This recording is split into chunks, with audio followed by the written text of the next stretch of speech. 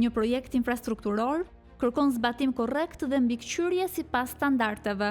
Roli i supervizorit është kyç për të garantuar që punimet realizohen në përputhje me projektin dhe terrenin. Sipas inxhinierit Dervishi, problematikat nisin që në fazën e hartimit të projekteve, të cilat shpesh nuk bazohen në studime të plota dhe ndryshohen gjatë zbatimit. Ai tregon se tenderët e rrugëve kanë të njëjtën skem, projekte të bëra në mënyrë fiktive, të dirigjuara pas studime gjeologjike apo fizibiliteti. Në këto kushte, rrugët nuk ndërtohen mbi shkencë dhe siguri, por mbi improvizim, ndërsa qytetarët paguajnë pasojat.